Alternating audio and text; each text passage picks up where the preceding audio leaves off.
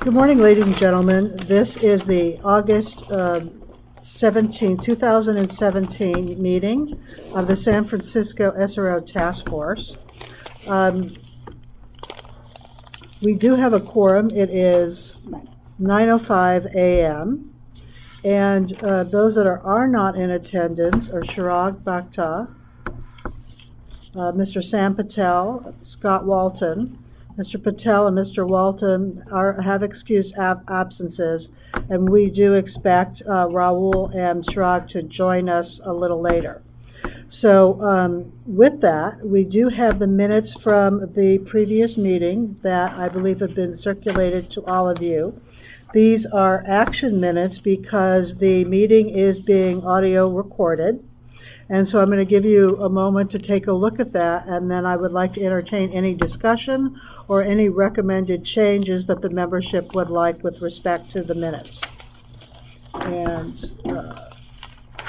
specifically for the record, these are the minutes from the July 21st, 2017 SRO meeting.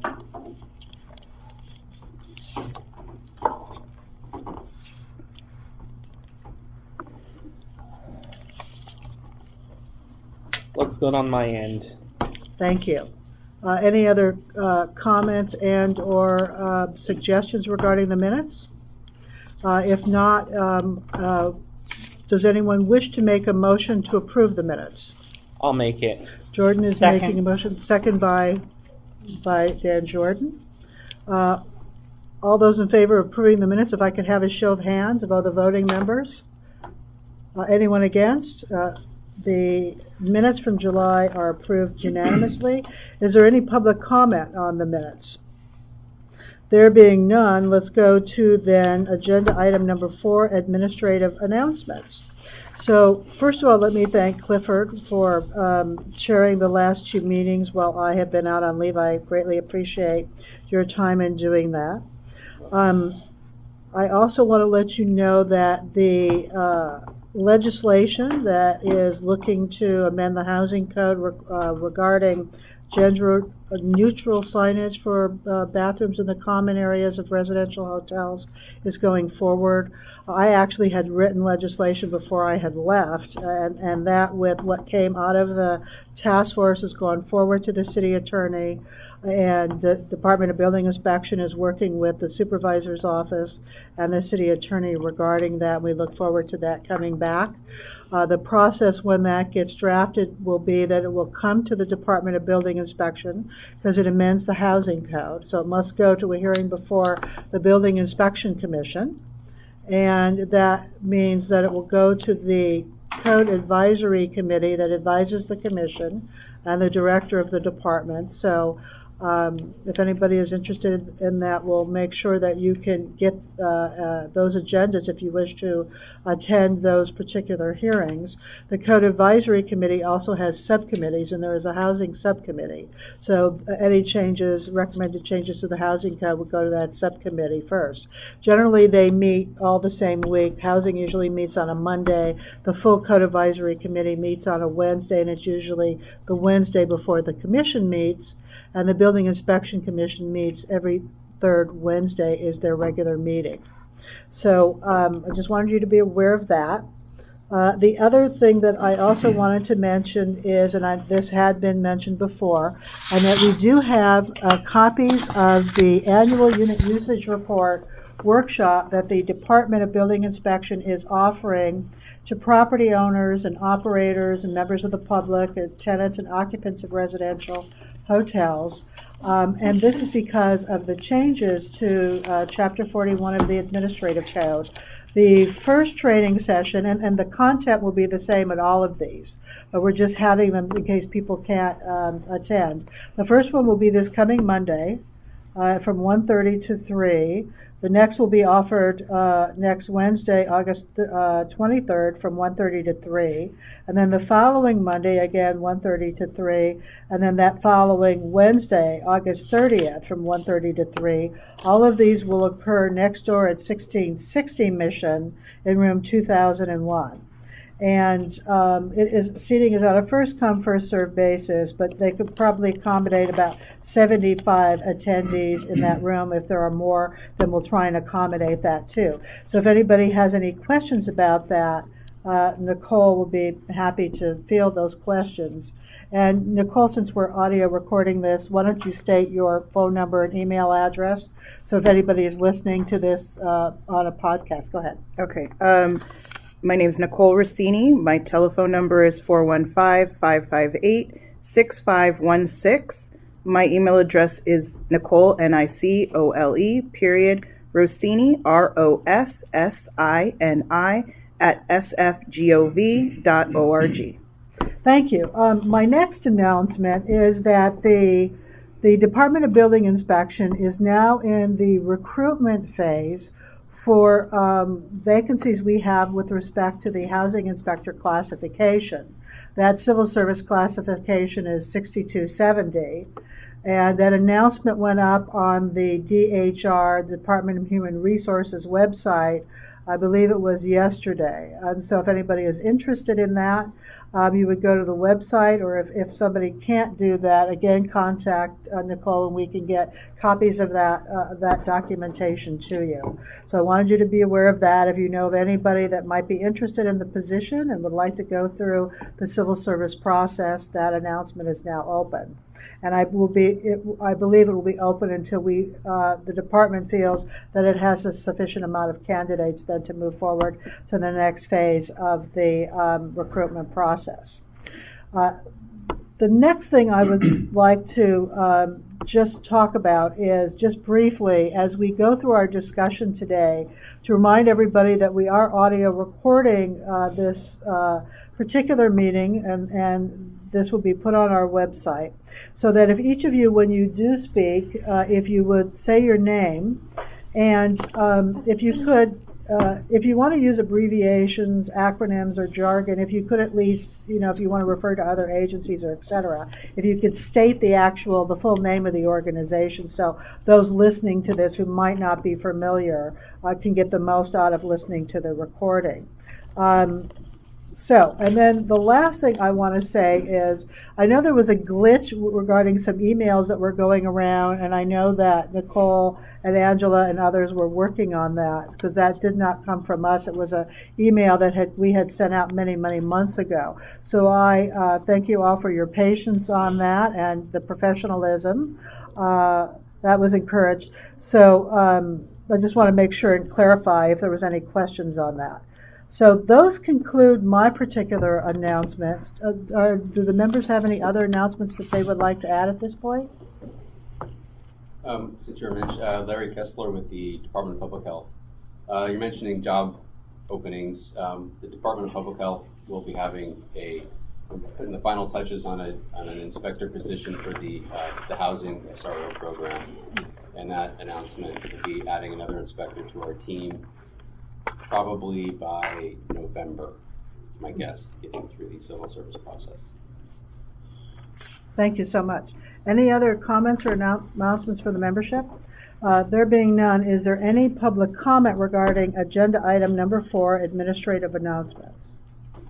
Okay.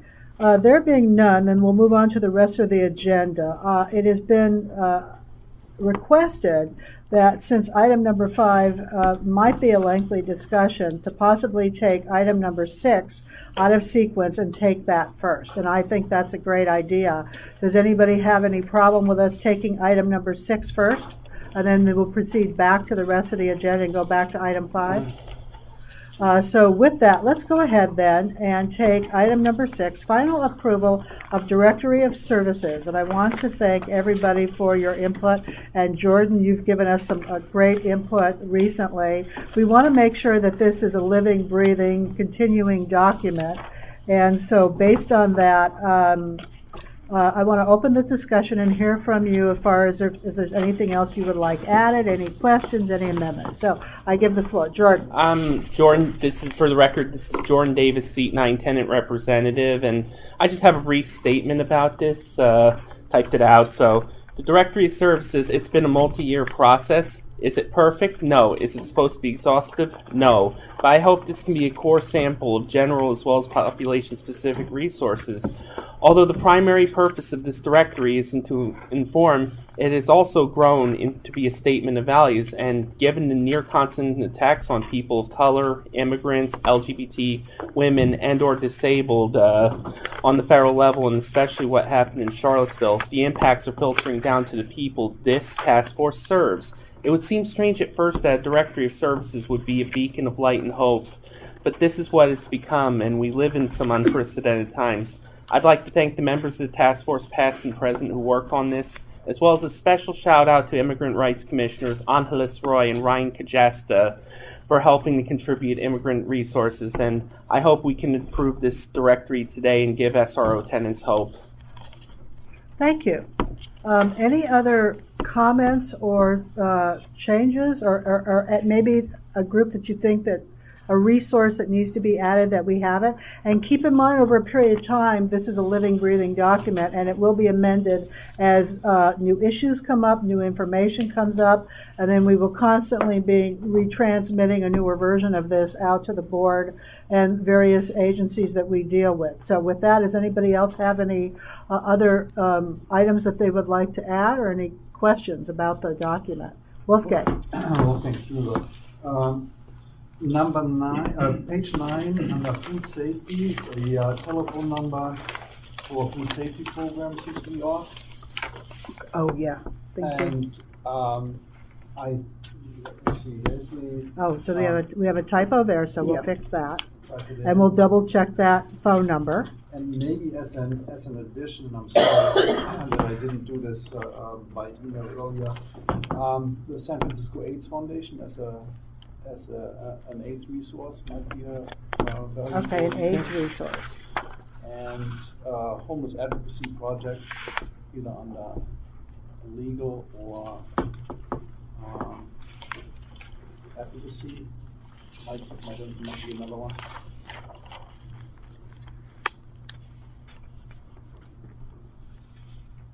I'm sorry, can you repeat the second resource?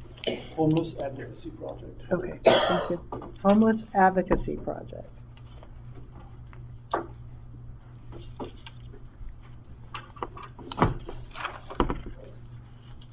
Very good, thank you. Thank you, Peter. With the City Attorney's Office. I note on page 13 we have a list of legal services, under legal services. Some of these agencies offer direct services where they can take on tenants as clients. Other agencies are public agencies, which they may investigate, but they can't provide direct legal services. So I think it might make sense to separate out direct services and legal services, and I'm happy to, separately email which Thank groups you. should be on which list. That would be And I would useful. also add, we should probably add the Bar Association of San Francisco, because they are a valuable provider of direct legal services.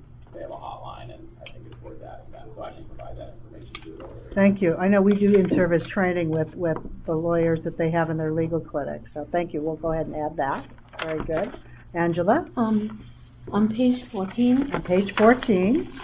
Angela here, immigration issues. I would like to add Asian Law Caucus on it. Okay. Yes.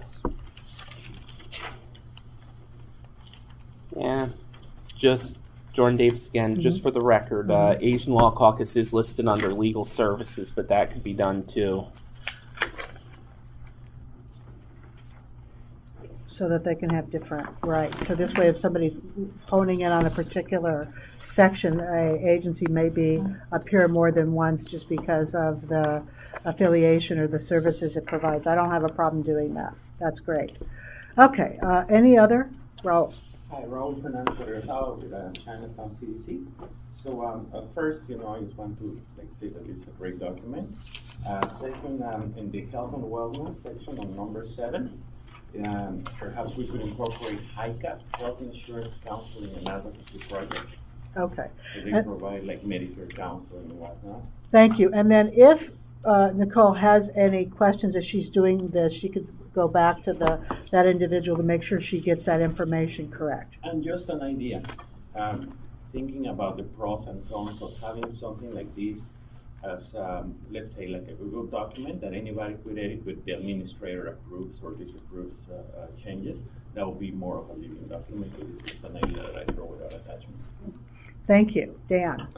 Dan Jordan. Also on page 7 under health and wellness, I noticed the Medi-Cal has no phone number. Okay, thank you. That ought to be a challenge. Yeah.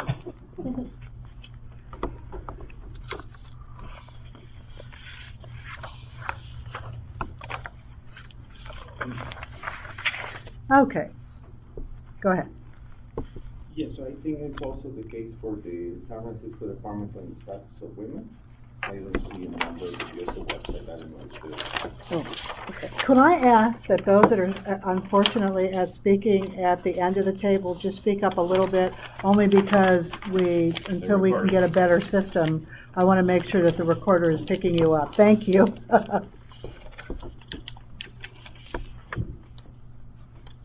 This is great. Sure. This is Jeff from Mission Housing. Page 6, on the behavioral and mental health services, the comprehensive child crisis services. The 24-hour line and the office line, the same phone number. Can you double check? Got that. That one. Thank you. This is great because when we've had this agenda item before the membership on other occasions, we've not gotten any input, and now it's exploding because I think we've got it at a level now where it's really starting to look like a very meaningful document. So this is really great. Go ahead, continue, please. I just have a question on page 9. Page 9. I know, I don't know if it's covered in the free each chart, but there are certain spaces around the city where youth can get free food and free groceries. We have it at our Valencia Gardens complex, or anyone from the neighborhood can come. What agency is sponsoring that? I'm pretty sure it's with the SF Marine Food Bank, but we do it at our sites for community members to come.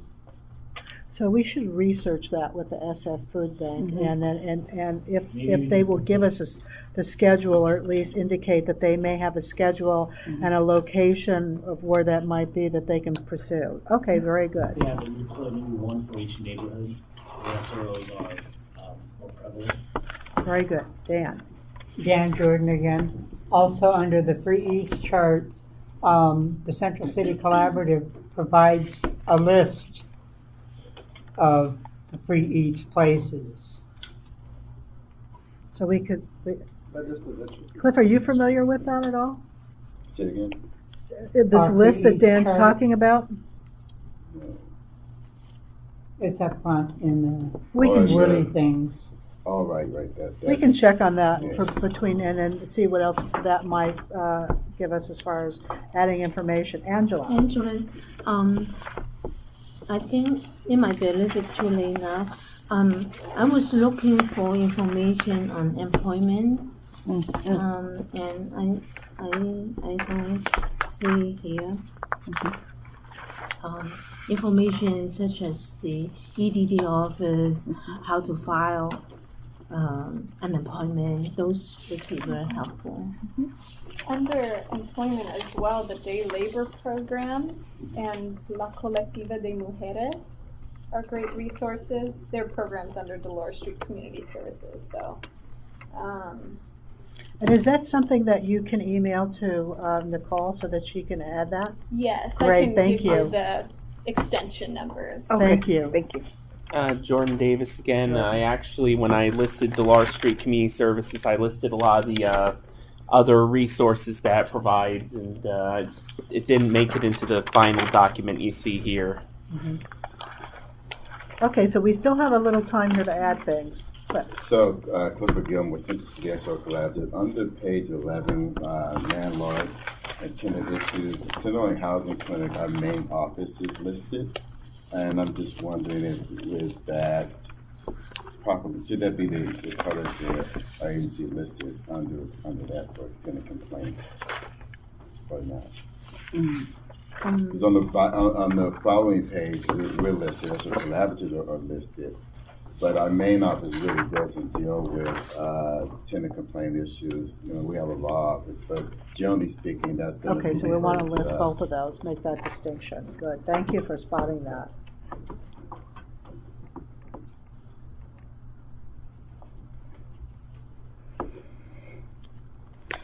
Okay, Angela June here. Same thing as Cooper. Page 11, the branch office 663 should be on the Chinatown CDC's side. Okay, we will definitely add that, that's great. Wolfgang. Wolfgang, one more typo on page 9 on the farmer's market. Sunday, San Wednesday. Yes. No. Thank you.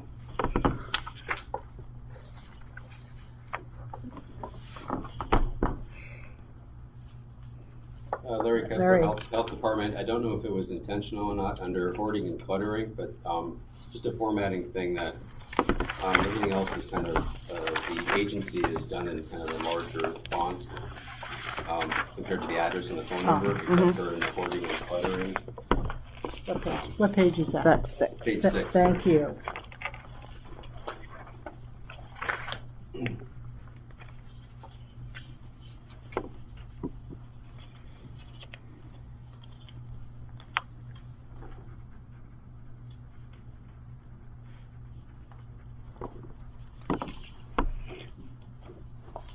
So we will go ahead and make all these changes, and then she will, Nicole will email you the updates between now and the next meeting, and then hopefully, and then if you think of anything else that you would like to add, please email that to us, so that hopefully by the next meeting we can finalize this for publication, so that we can get it out on the, start to distribute it, send it to the clerk of the board, and put it on the task force's web page that's hosted by DBI. So with that, is there any other comments on this particular agenda item? And this again, being agenda item number 6, final approval of the directory of services. And while we're not final, this is maybe the semi-final. So maybe next week, or excuse me, next month it'll be the final version. Any other comments from the membership? Is there any? Oh, go ahead, Peter. Peter Keith from the City Attorney's Office. While we're on the subject of resource guides, I do want to compliment this resource guide. It's an excellent set of resources. The City Attorney's Office Code Enforcement Division recently printed up some new posters and some brochures regarding our Code Enforcement Task Force. And many of those posters are suitable to be put up at SROs and certainly distributed through the various organizations here. So what I will do is for the next meeting, I'll plan to bring some of those posters and brochures, and anybody who wants to take them can. We have them printed in English, Spanish, Chinese, Filipino, and so they're available in a variety of languages. I'll bring enough to the next meeting so that whomever wants to take some back to their respective organization can take them. Peter, do you have these documents up on the city attorney's website? We do have, I believe we do. We have them in a PDF form, but we also have printed brochures that are, and a lot of them. And the reason why I say that is because if we could, it would be useful for us to link, when we put this up, to also link to those resources on your website. So let's look into creating a link. I think that would be. I will provide that along with the other items I said I'd provide. Thank you. That would be very, very helpful. All right. Any other discussion on this? With that, is there any public comment on agenda item number 6, final approval of the directory of services? There being none, now we're going to go back to the regular agenda and go to agenda item number 5.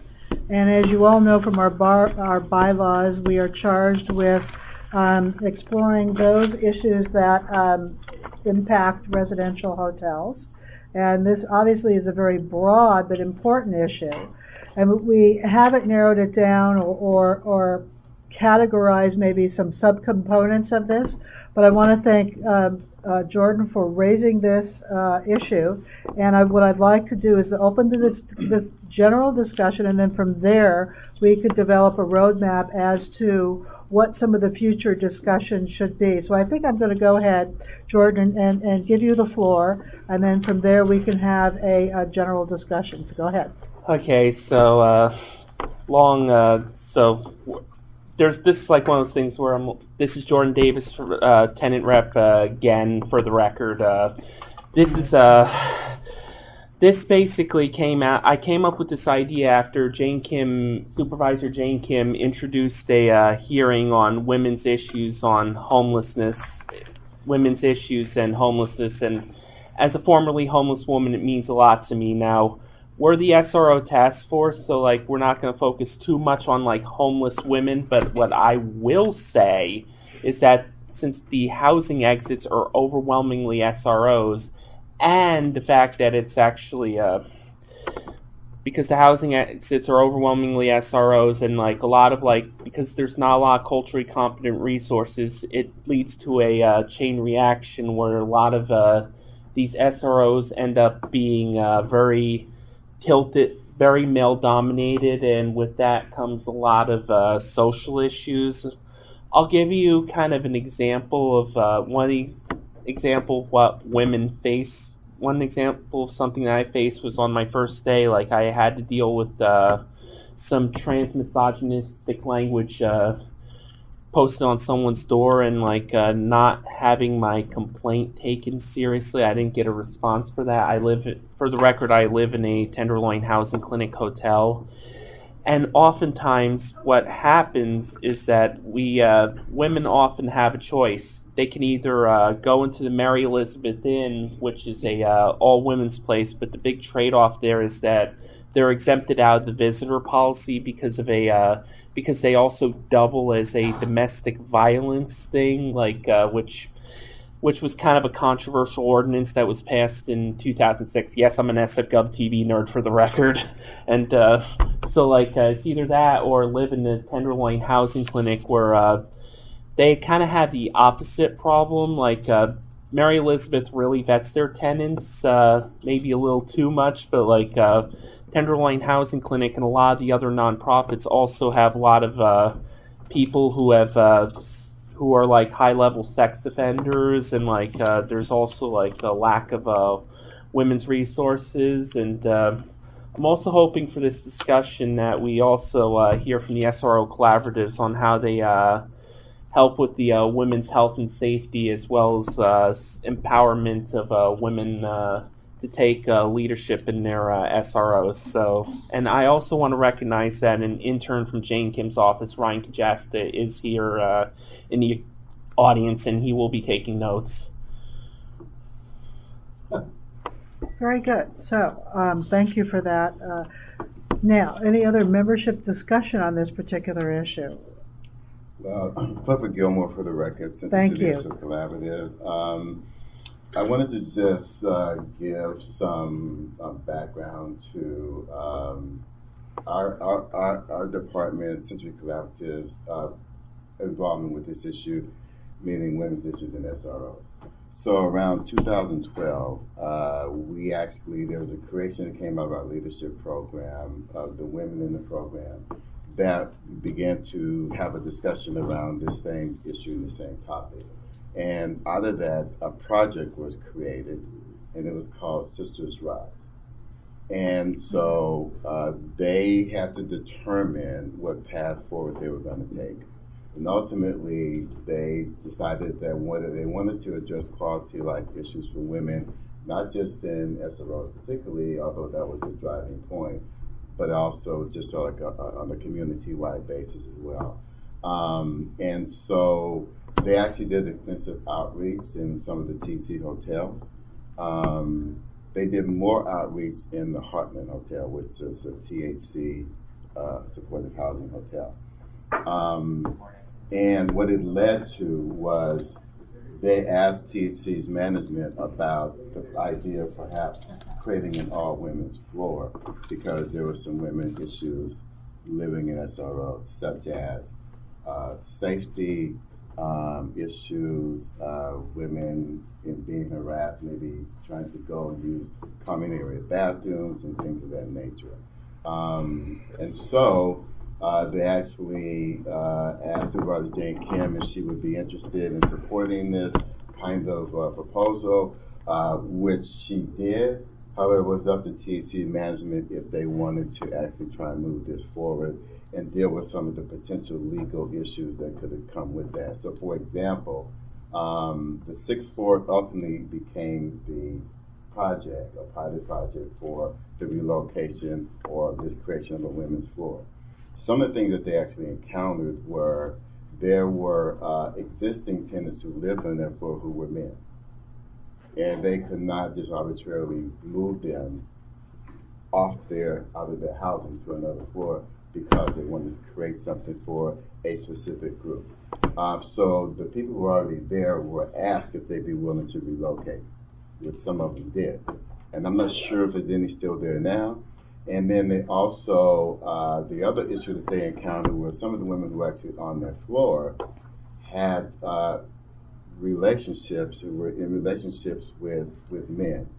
And they were concerned about the visitation rights of their partners sort of being, jeopardized, the fact that they were not allowed to come to an all women's floor. So, and then there was another issue with some of the women that were outreached. Some of the women did not want to live exclusively on the floor with just women. So I think what they encountered was there are some more challenges to creating an all women's floor than might have been anticipated. And so to my understanding that there are still some vacancies on that floor. It's not fully, it's not fully have full tenancy at this point. So it was a project of the Central City Collaborative. That project was a campaign. The project Sister Rides is no longer active. So we're not, as our department no longer really has an organized group working on that issue. But that's just the history of our involvement in THC involvement.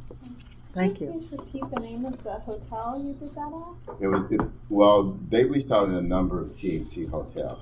I think the main hotel they did outreach in more extensively was the Heartland Hotel. And what's the address of the Heartland, do you recall? 909 Gary, I believe. Thank you. Jordan Davis for the record again, and just for members of the audience, we are being audio recorded, so that's why we have to say this. I do live in the Heartland myself. I was actually placed on the women's floor when I came out of the Navigation Center. The reason why I left, and I would have stayed on the women's floor, was because at first I was in a room without a private bathroom. I had to get a reasonable accommodation, and it just so happened that the reasonable accommodation was off the women's floor, so I just decided to take it. And I also want to clarify something you brought up with the visitor policy. To my understanding, if you're partnered with a man, you can't, the man cannot come in to live with you, but they can still visit you. That's not, UVP applies to pretty much everywhere except for the Mary Elizabeth. So that's, and I think it's really is a great and I want to say the women's floor is a really great project, and some women may not want to exclusively live with other women, but some might. And I mean, look, I'm a lesbian myself, so I don't really care for men that much, and don't really have any stake in living with among men. So I think it's a great project, and I think all the nonprofit hotel conglomerations, whatever you call it, should actually consider a women's floor, or even a women's only hotel itself, of course, with the same visitation rights that you would expect. Very good. And bringing this with respect to why it's important as far as the SRO task force, is because what we really haven't said yet is, but when we talk about housing, exit housing, when we talk about cultural competency and social issues, we're really talking about harm reduction. And so that's why the Mary Elizabeth and these floors, we have these pilot programs because of harm reduction associated with women living in SROs. I will tell you that back in 1995, the Department of Building Inspections Housing Code had, prior to that time, the common bathrooms had gender-specific signs, and what we were finding is what that was meaning, what that translated into is that there was less and less guest rooms available for women in SROs because all the bathrooms were men only.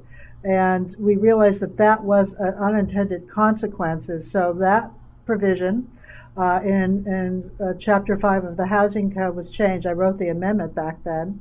I wasn't the chief at the time, but the chief asked me to do that, and I was, as a woman, was more than willing to do that.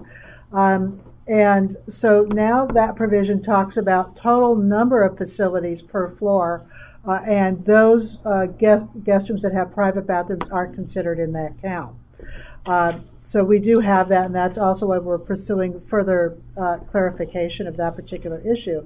But over the years, and this task force has occurred, as I said when the new members got here, for many, many years, and this issue as far as harm reduction and what has happened to individuals has come up from time to time. So if the membership wants to pursue that as also part of this general discussion of women in SROs and the whole policy notion of what the city programs are doing with respect to that, that is something that we could take up. And Wolfgang, I don't mean to put you on the spot, but you probably know better than anybody here as far as the city is concerned, is what are the general city policies and city agencies? Is it the Department of Homelessness now, because the master lease program now is there, that would also deal from a policy standpoint? I mean, the Mary Elizabeth Inn is one of 2 buildings in the city that are all women, Yeah. SROs. Could you talk about that just a little bit?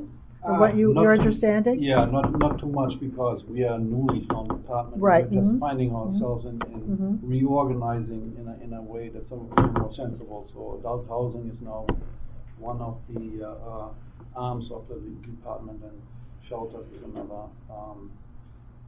Families and youth is another.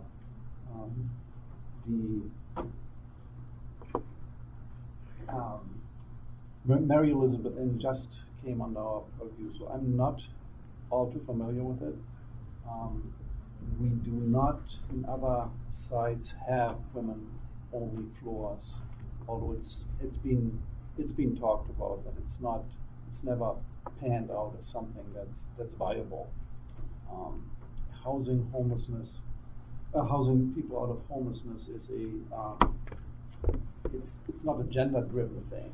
It's a people thing, and you take whoever you get and you place them where they best fit.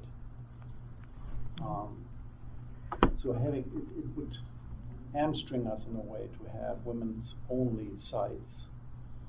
Sometimes when the need is there to house homeless folks, and we have more men than women. What's the proportion, just approximately? Is it like 70?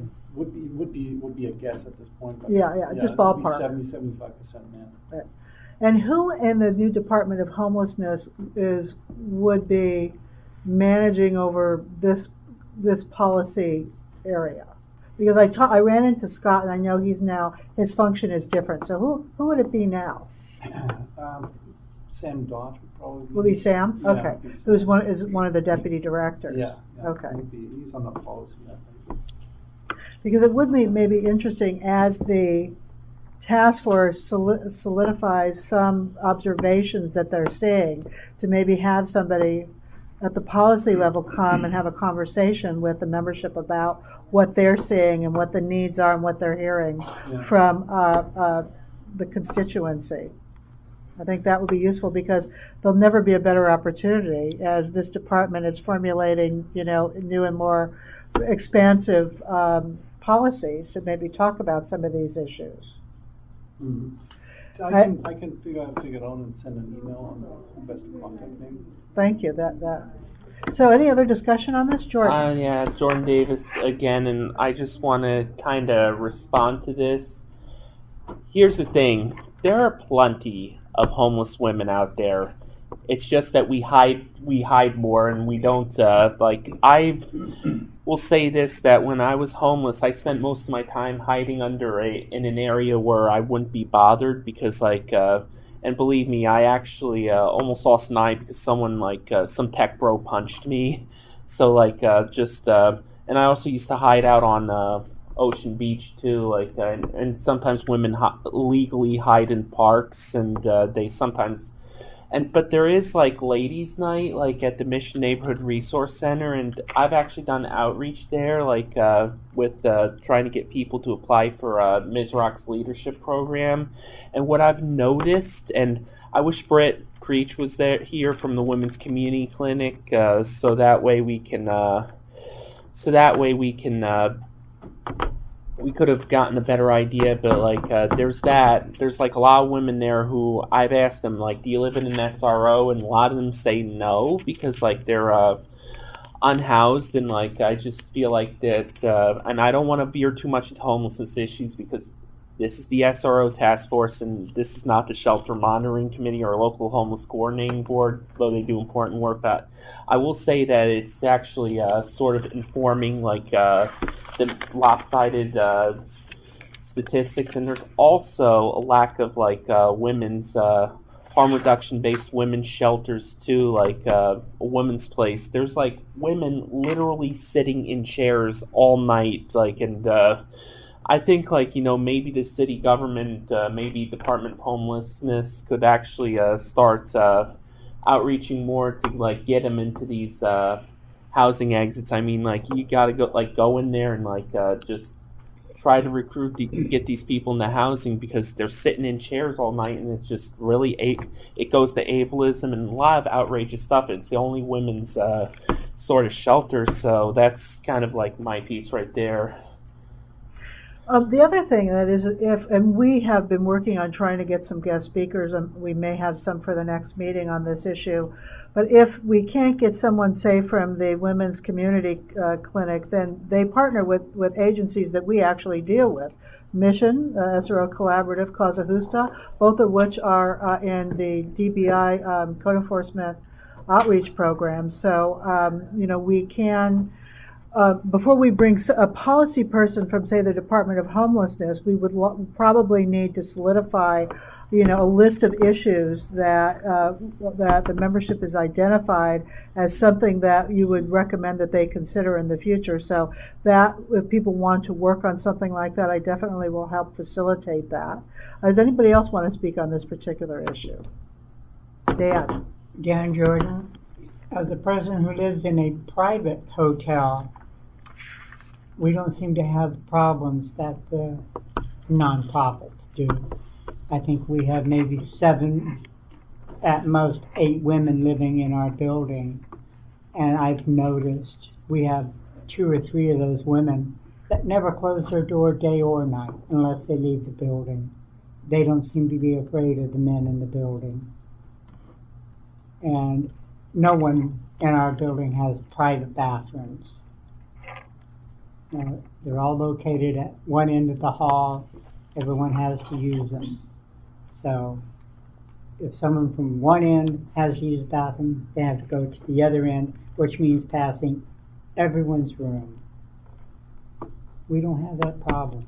And I just want to thank you, Dan, for that, because sometimes at this particular task force, private hotels over the years have been beaten up on various issues. So this is a success story where a private hotel is being managed very well from the standpoint of how people are treating themselves, yes, treating each other in the building. So I want to compliment whoever's managing that building. That's a good thing. Well, 2 years ago, it was known as the worst hotel on the street. The owners got rid of the lease owner, the manager, due to a lawsuit, and now it is back to being the best hotel on 6th Street. But for 5 years, it was the worst. Diana. Hi, this is Diana Martinez for the record. One thing I do want to point out that is a big women's issue that we see a lot at the Mission SRO collaboratives is the fact that there are actually women with children in SROs. There are a lot of families in SROs that because they have children and because they are thinking about the well-being of their children, it becomes particularly a whole new set of obstacles for them. What we've been seeing a lot of is worry about immigration status. There was a particular case in one of our hotels when one of the tenants actually sent her son back to their country of origin alone because she was so worried for his safety. In that particular hotel, it's not a very safe place to live in this particular private hotel. But my point is, I really want to highlight the fact that there are a lot of families living in SROs, and that the SRO Families United is working very hard to prioritize them getting affordable apartments, but that it is something that the SRO task force could really be a strong ally in, making sure that families get dignified housing as well, because the set of needs for a family in an SRO is there are a lot that are shared with individuals in SROs, but also there are a lot more needs as well. Thank you. Raul, do you want to, as the representative here from that particular collaborative, I want to give you the opportunity if you wanted to add or expand upon what Diana just said. Well, no, I just believe that perhaps would be a good opportunity, for us to touch base and follow up, offline with Angela, Diane, and also to brainstorm other possibilities. But I definitely it's an important subject that needs to be brought up to the table. Thank you. Any other discussion? Clifford Gilmore for the record. I really like the idea of having someone come and speak to the task force about if we're going to think about creating a policy or supporting a policy. I think that would be a good preliminary step to take.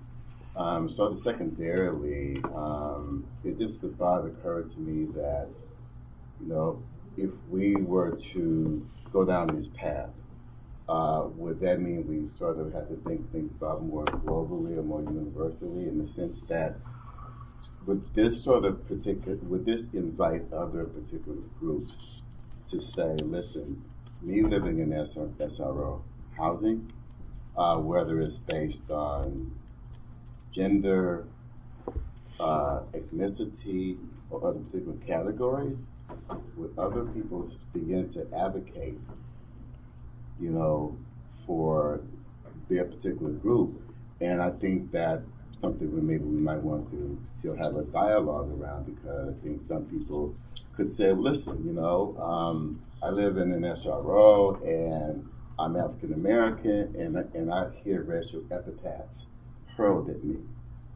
So you know what, I'd rather not experience that. So can something be created so that I don't have to have that if be exposed to it? So I'm just saying, I think it's worth a dialogue, because some of these situations are very real when it comes to women. Some of these are real when it comes to other people. Thank you. And I do think that before we would have a guest speaker come on a policy issue, which I think would be a couple meetings from now, we would need to have some bullet points on identifying what some of the issues are that are, and then, as they say, maybe crossing over to other groups and occupants in residential hotels. But I don't think it would be productive unless we, had that done beforehand and even gave that to the speaker so they have some sense about, what, from the standpoint of what they're looking at, how that intersects with some of these things that the membership is seeing in SROs. And that's definitely going to cross over to other groups. Any other discussion? Jordan?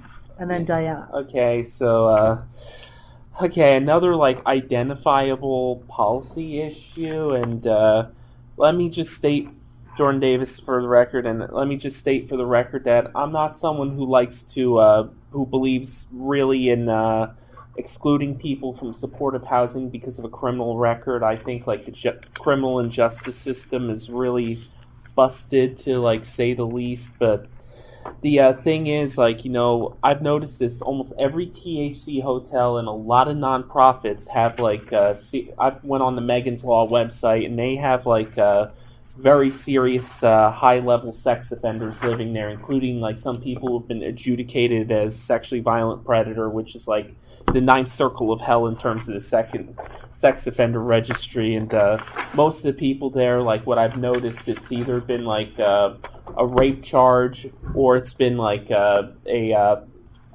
it's been like sexual assault of someone under 14. Now the Megan's Law website doesn't list all sex offenders. Some actually aren't listed publicly, even though they have to register. Like, and I don't want to say exclude people who like maybe had an indecent exposure charge that got trumped up, or like someone who had a mistake of age. But like I'm aiming for something very narrow and very and going after the worst of the worst. And I frankly do not feel safe. I have 4 serious sex offenders living in my building. Some of them are convicted of 3 of them were convicted of crimes against children, and 1 of them was convicted of a rape charge. And the thing is, my building actually overlooks a children's park, and one of the sex offenders even lives on the 6th floor of the Heartland Hotel. So that is kind of a major issue, and it's just creating a safety issue for us women. Thank you. Any other discussion on this item? Oh, yeah. One last thing I would like to bring up is that healthcare in women's health in the SROs is an issue, which is why we are partnered with the Women's Community Clinic. As I'm sure everyone here knows, healthcare is disproportionately inaccessible and more expensive for women. And when you're at the intersections of that, and also being very low income, and living and having housing that has a lot of different issues, it becomes extremely difficult to get the care you need. So our partner, Women's Community Clinic, does weekly outreach to the SROs in the mission to provide different harm reduction things. Also, they provide wound care things, and also reproductive health materials, as well as sandwiches for all the women in the hotels that they get access to. But the issue that has been coming up for the past few years is that the Women's Community Clinic's outreach team is getting less access to the SROs. They specifically go into private SROs. And more building managers are not allowing them to come in to provide those services.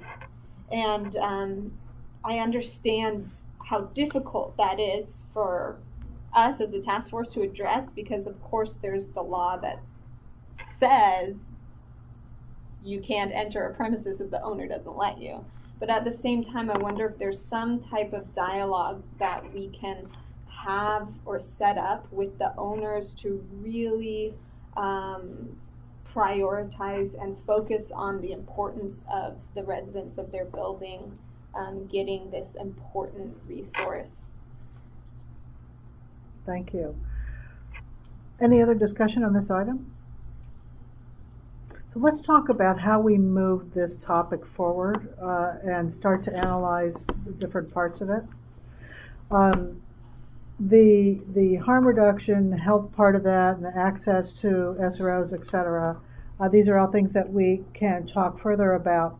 What I will need, though, is for all of you that have this expertise to, if you could do a little homework between now and our next meeting, which is September 21st in this room at 9 o'clock, is shoot me and or Nicole some bullet points on your experiences with this so that we can tailor the next agenda item into maybe some subcategories surrounding this particular issue, so that will also give me assistance as the chair in honing in on specific speakers to help us with this. And then when we've got some of this down as far as what these particulars are that people are experiencing, then we can get those speakers in the next few months. So that would be a great help.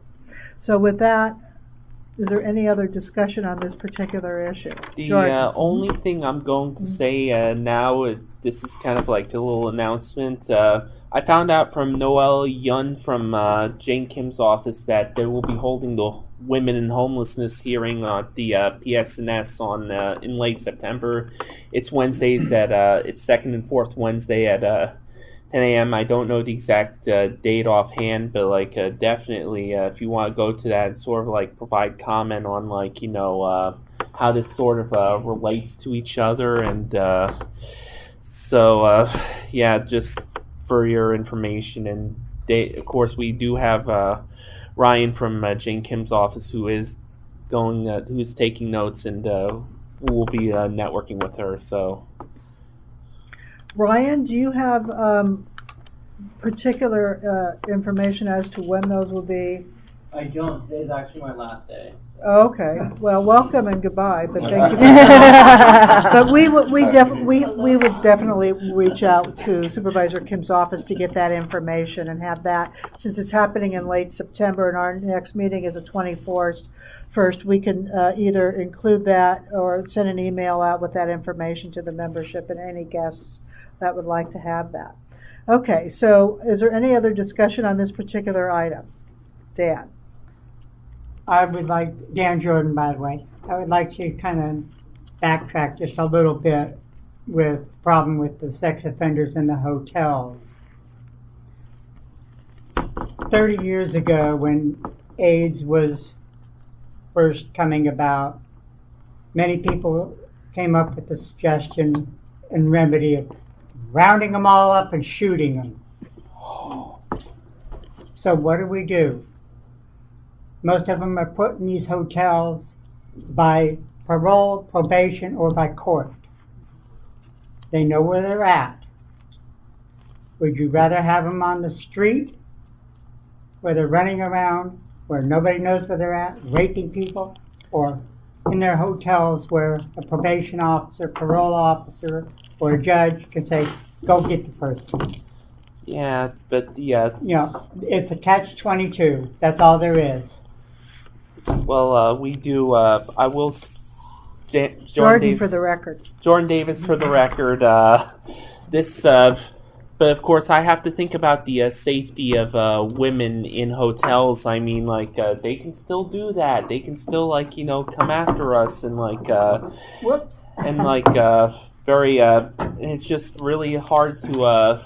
It's just really hard to do because there's a lot of women out there that are homeless and people out there who are homeless who didn't commit these horrible crimes, and it's probably not appropriate to have someone like that in such a dense environment where interaction is we're actually much closer and stuff, and I just don't feel like they should even be there. They shouldn't be putting us low-income women in danger. And and I will say this: I am a sexual abuse survivor myself. And just I want to say that comparing this to sort of the treatment of people with AIDS is kind of a false equivalency, because they're not going around, because people with AIDS are not going around victimizing people. Thank you. Any other comments? Well, Clifford Gilmore for the record. I just want to say real quickly that we have a lot of societal issues. We could go through a litany of them. We have people who have been violent offenders, people who actually have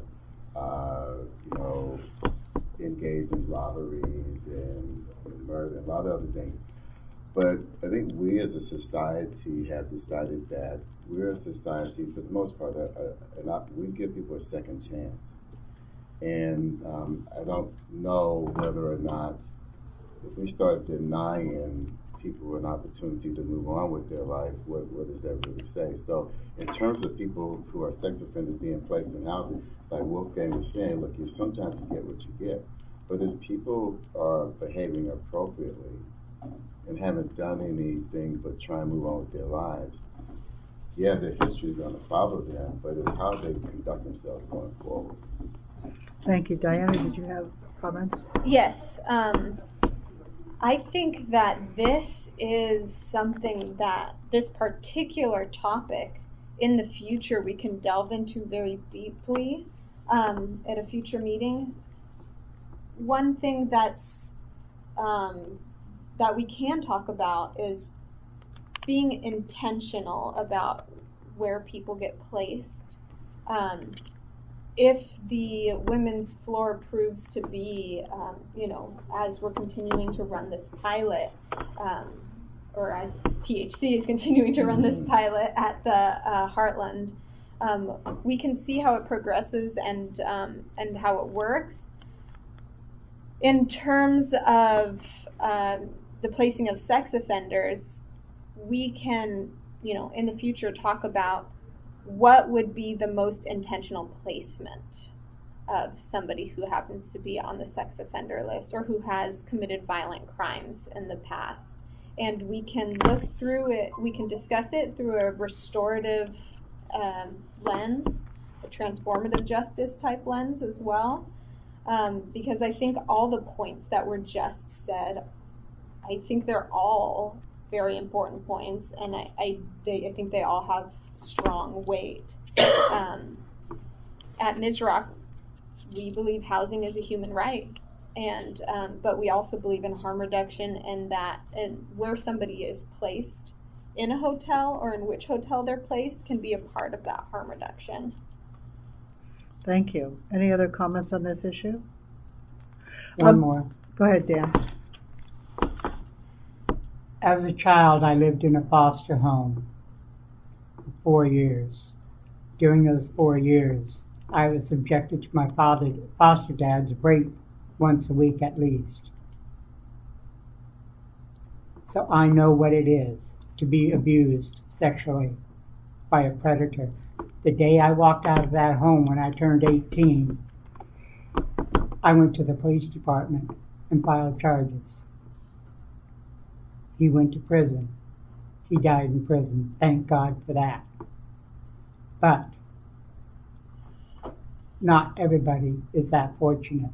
And you can't go on living in total fear of every man that might be a predator. You have to move on. Okay, thank you. Any other comments on this issue? Is there any public comment on this issue? There being none, let's now go to agenda item number 7, which is reports from the SRO collaboratives. Do we have any reports from the collaboratives that hasn't come up in previous discussion this morning? Well, Clifford Gilmore, Thank you. SRO Collaborative, just want to say that we have been experiencing more of an uptick, so there have been habitability issues in terms of residents in some private hotels. However, I'm happy to say that we've been able to really have a good working relationship with some of the new leasees and management, to the point where these habitability issues have been resolved sort of in partnership, which is really a success story. Thank you. Any other reports, Raul? Yes, Raul Fernandez Rosado with the SRO Families United Collaborative. As a follow-up item from, again, Angela's report last meeting about the housing authority vouchers that we secured for families living in SROs, now we took on the monumental task of refreshing all our data of all the intakes of all the families that we have served. Of course, we have encountered a lot of access issues so far. Going back to what Diana has to deal with day in, day out. Of course, we're seeing a lot of the realities of families living in SROs very hard. And also, we're taking on The planning department was very interested on the census report that we created a couple of years ago. They wanted to follow up on some of the recommendations that we had issued. They have been like super helpful, and now we're coordinating some tours around like some SRO hotels as well as some focus groups. They want to hear more about how to keep families housed in the city, and it's something that to put out there. Also on the 24th, we're planning a training for our organizers on community organizing, for peer outreach organizers. And on September 9th, we're going to have our annual outing for families. We're going to the new park on 17 and Folsom, the Chankahal Park. Thank you. Peter, did you have something you wanted to? Yes, Peter Keith with the City Attorney's Office. Clifford, I had a question about your reporting back.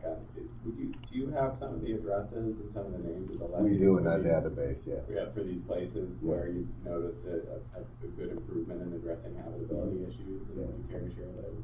Well, why don't we connect offline because we're in that database. Great, thank you. Thank you. Any other discussion or reports from the collaboratives on this particular item? Do you have a Oh, report? yes, I do. I have three. This is Diana Martinez Thank from you. Mission SRO Collaborative. I have three different announcements. One of them is our leadership program participants will be graduating from the leadership program the end of this month on the 25th. That's the Peer Outreach Program and Tenants Are Rising program. As you all know, they are leadership programs for SRO tenants to learn about their rights and learn how to do outreach and organizing. So that's very exciting. That's from 12 to 2. And we will be having it at one of the Mission Housing locations, which is fabulous.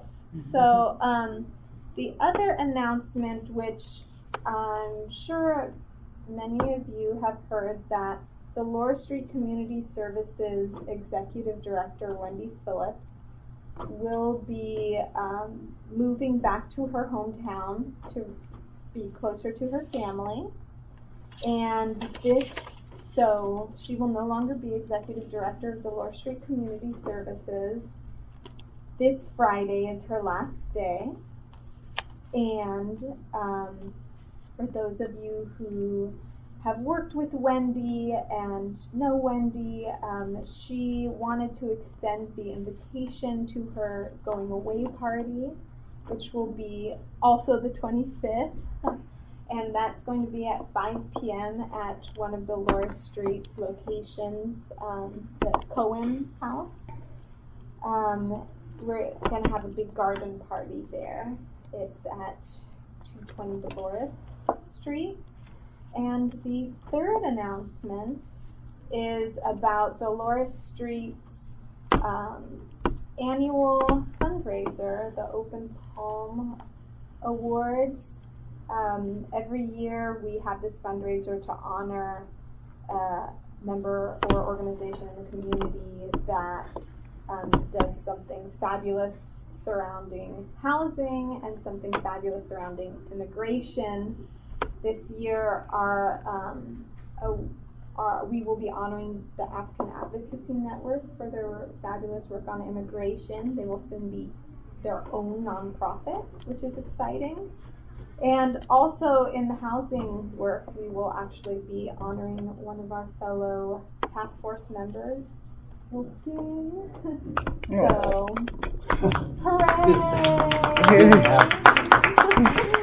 Anyway, you are all invited to the Open Palms fundraiser. It's going to be September 15th, 5 o'clock at Club Verdi, and we're going to have a fabulous musical guest, Sela, who has won some awards for their Afro-punk sensations, or Afro-funk sensations, for the record. Thank you, Diana. And are you prepared to say who Wendy's predecessor is going to be? Has that been? Oh, yes. Well, yeah. Right now we have an interim ED. Her name's Molly Steinberg. She's fabulous. She worked with Dolores Street long ago in the past. And we're going to have her be the interim for a few months. until we have completed the process to hire a permanent executive director. Thank you so much. Any other reports from the SRO collaboratives? Jordan, did you want to say anything? I just wanted to say that thank you for mentioning the Mizrock graduation. I'm actually graduating from the Tenants Are Rising program. It's really been a great ride, and like it's just taught me so much, and like sort of saved me from a life of I don't know where I'd be without him. Thank you. Thank you. Any other discussion on this item? We are on agenda item number 7, reports from SRO collaboratives. Is there any public comment on this item? There being none, let's go to agenda item number 8, prioritization for future meeting topics. So I see that I would have 2 for the next meeting. Obviously the women's issues, the directory. Is there anything else you would like for next month? Clifford. Clifford Gilmore for the record.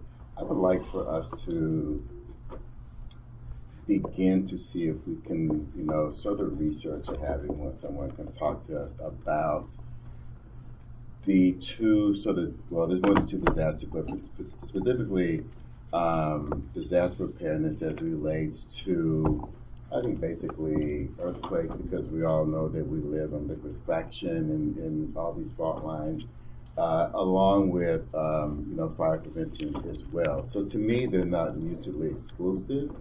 To me, they're more really sort of interrelated in terms of what are the consequences and things that impact, properties and people's lives in the event that there's a fire or an earthquake. So some way of, if there's a way we can talk about a educational program that sort of links the 2. I know that there's some members of the fire department, the inspectors, when they do these workshops, they sort of drift into part of that too as well. So I just think that that's a future topic that I think we could entertain and explore a little bit more. Thank you. We do have different city agencies also that can speak to that. We have the SRO sprinkler ordinance that is out there, and other issues that have come up. Some of that discussion was actually before the Building Inspection Commission yesterday, where there was a discussion about legislation that would exempt some buildings from changing their alarm systems when they're going through the seismic retrofit. That's not yet back to the board, but we can include some information on that and an announcement to everybody to include that in a future agenda item, very definitely.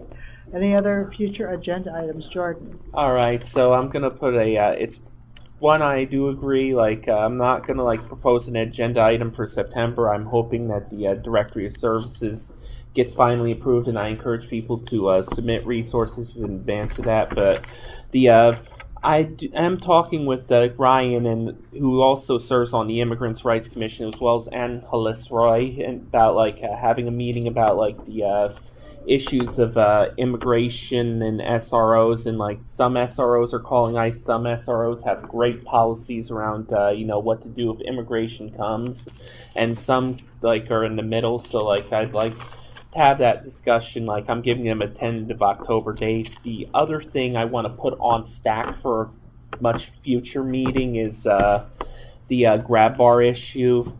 And I'd like to thank Dan Jordan for his work on that issue in the previous years. But there is a gaping loophole that basically the few SROs that do have bathrooms are not required to have it. And I know there's been some difficulty, and I'm having conversations with a bunch of people about it, and I'm hoping it can be in a future meeting. So that's all I really have to say for now. Jordan, just for a point of clarification, are you talking about, because grab bars are required in the common bathrooms, are we speaking about the private bathrooms? Is that the loophole you're talking about? That is the loophole that I'm talking about. Very good. So we can definitely address that. Any other issues that you would like to have for future agendas? There being no further discussion, is there any public comment on this agenda item number 8, prioritization of future meeting topics? There being none, is there any general public comment? That's agenda item number 9. Seeing none, we are adjourned. It is 10:18.